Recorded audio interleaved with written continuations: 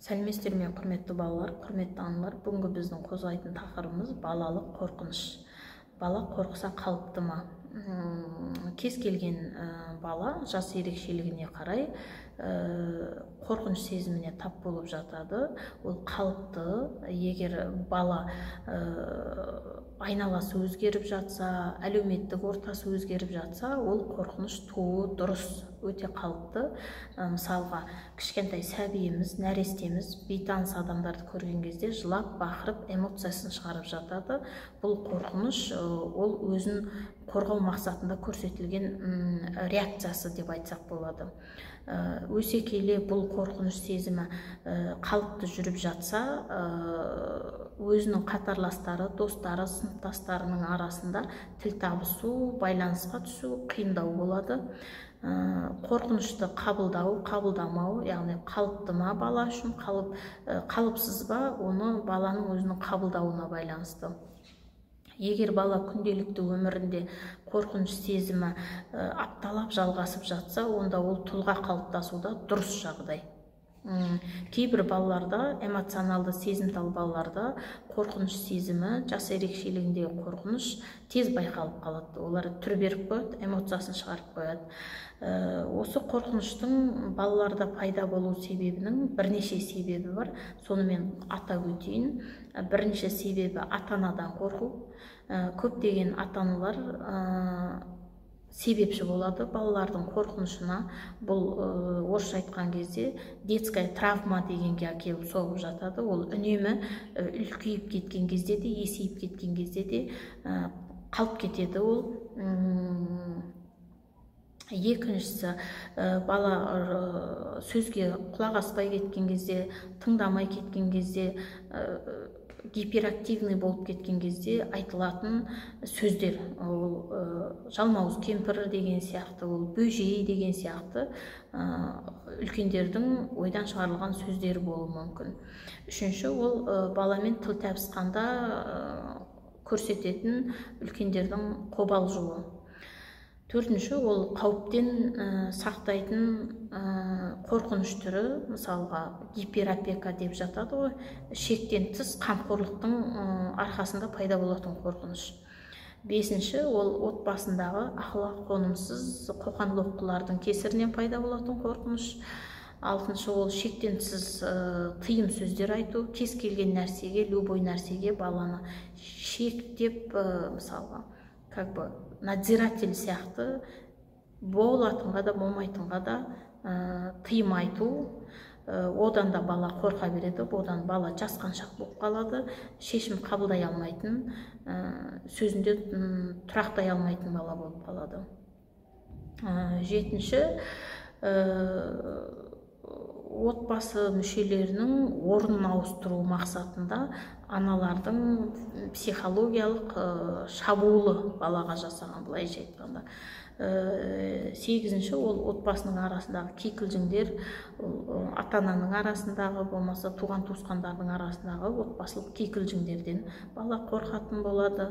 Тоғызыншы, ол қандай да бір кенеттен болған шоктан қорқыныш пайда болады. Бұның бәрі психологиялық травмаға әкеліп соқтырады. Сонымен қатар жас ерекшелігіндегі қорқыныштар бар, ол қалыпты, бала дамуында ол қалыпты болады.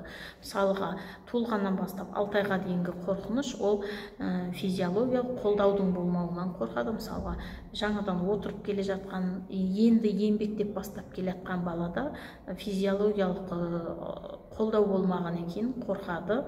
Және қатты дыбыстардан, мысалы, бала ұйықтап жатқан кезде қатты дауыстан, телевизорды қатты қойып қойғаннан шошып оянады. Міне ол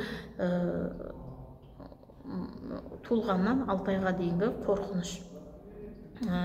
7 айдан 12 айға дейінгі қорқыныш, бұл бейтаныс адамдардан қорқу және қауіп туындыратын, балаға қауіп төндіретін заттардан қорқу. 1 жасар бала ата-анадан көз жасып қалудан қорқады, жарақат алудан қорқады, гигиена және бейтаныс адамдардан қорқады. Гигиена деген кезде бала өзі айта алмайды, сөйлей алмайды, бүлдіріп қоятын болса, одан да қорқа беретін болады. Солай бала эмоциясын көрсетіп, ескертіп жатады. 2 жасар бала қатты дыбыстардан, жануарлардан, қараңғы бөлмелерден, өзінен үлкен заттардан, айналасындағы қоршаған орта өзгеріске ұшыраған кезде қорқады. 3 жасар, 4 жасар, 5 жасар балалардың қорқынышы ол маска. Естественно, ата-аналарымыз қандай да бір балабақшадағы утренниктар болады, сол кезде бетімізге маска киіп жатамыз, болмаса қандай да бір оқиға кейіпкерлерін, ертегі кейіпкерлерінен жасалған шоулар болған кезде бетімізге маска киіп жатамыз. Сол маскалар 3 жасар, 4 жасар, 5 жасар балаларда қорқыныш сезімін тудырады, және қараңғы бөлмеден қорқады, ата-анадан көз жазып қалудан қорқады, естественно, және сосын жаман адамдар бар деп қорқытамыз, осылардан қорқады. 6 жасар бала жалғыз ұйықтаудан, жаңбырлы күні найзағайдан, үйде жалғыз қалудан қорқады.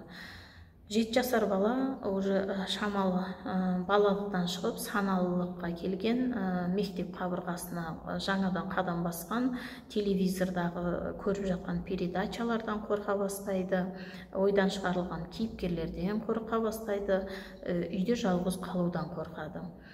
9 жас, 12 жасар балалардың арасындағы қорқыныш ол енді мектеп сабақтары, сабақ үлгерімі, апайдан қорқу деген сияқты. Сонымен қатар сырт келбетіне көңіл бөледі, сырт келбетінен қорқады, өздерінен комплекс пайда болады. Және сосын осы жас аралығында өлімнен қорқады. Бұл кезде неге деген көп сұрақ қойылады. Сол сұрақтарға ата-аналар сабырмен дұрыс жауап беруге тырысамыз.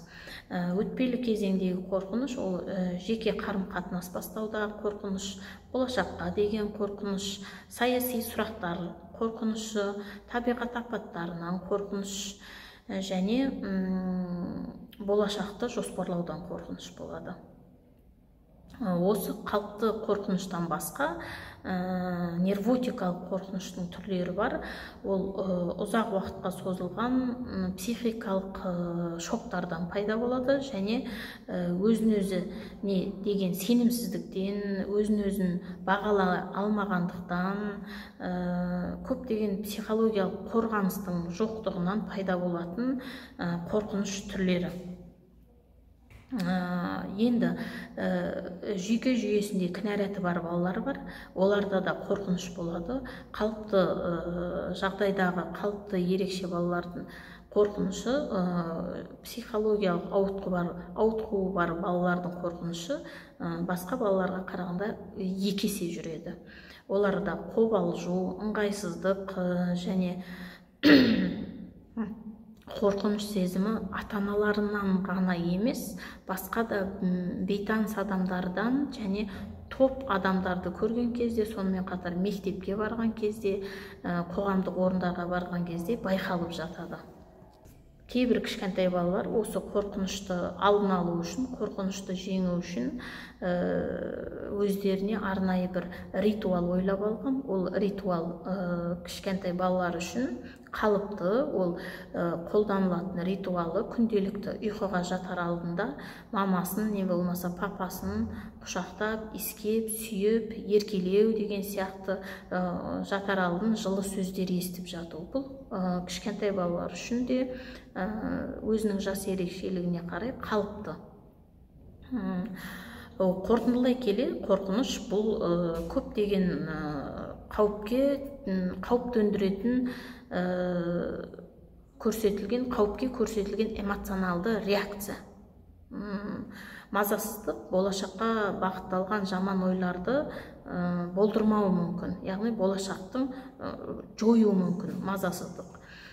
Мазасыздықты жою үшін мазасыздық балалар қауіпті жағдайлармен күресуге дайындау, былайша айтқанда. Қорқыныш, қобалжу, уайымдау, салт-дәстүрлік әрекеттер балалар арасында жиі кездеседі. Сондықтан жасына қарай қорқыныш түрлерін өзара алдын алып жоспарлап қою керек.